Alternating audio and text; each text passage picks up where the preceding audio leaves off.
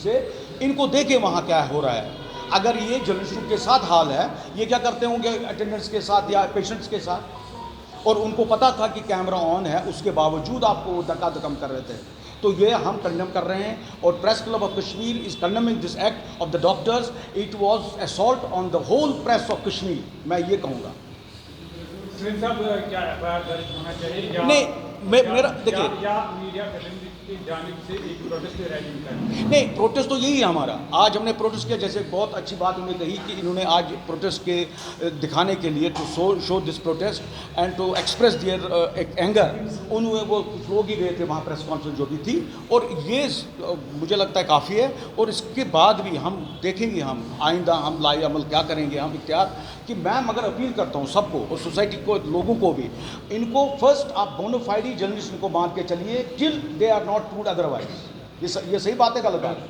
मैं कहता हूँ कि सबको कहता हूँ कि पहले इनको समझो। आप जब आप माइक लेके कोई होता है उसको ले लो, ये उसका आदमी है, ये अर्ली टाइम्स का है, ये क्या है, ये Kashmir news track and all that.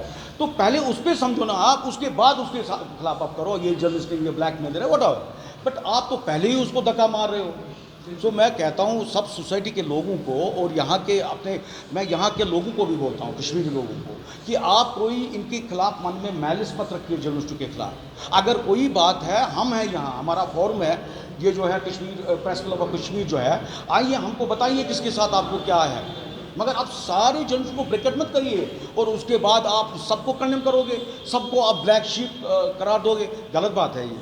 तो इसलिए मैं सबको अपील करता हूँ, अपने कश्मीरी भाइयों को, यहाँ की सोसाइटी के हर एक सेक्टर को मैं अपील करता हूँ कि coordinate and cooperate with the journalist. हमारे इनको काम अपना करने दो, इनकी प्रोफेशनल ड्यूटीज़ है। They should not be put hurdles in their work, in their professional work. When they perform their this professional work, they should be allowed to do that.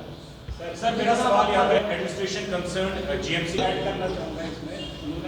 तो government, जो गवर्नमेंट होता है commissioner, इनका जो commissioner है health का, उनको हम लेटर लिखेंगे भाई इस तरह वाक़ा हो गया है, you conduct an inquiry into it कि ये किसने किया, the people they will identify. उसके बाद हम वो खुद एक्शन वो लेंगे, क्या करेंगे, but will approach the government. उसके बाद if nothing has been done at this level, जो हम कहते हैं we are communicating through you people, this medium, इस मीडियम के थ्रू हम बोलते हैं लोगों को और उनको एडमिनिस्ट्रेशन को, वहाँ के एडमिनिस्ट्रेशन को, मेडिकल कॉलेज की एडमिनिस्ट्रेशन को, कि कोई ना कोई एक्शन उनके खिलाफ लेनी चाहिए। अगर वो उसमें नाकाम रहे तो will approach the government that.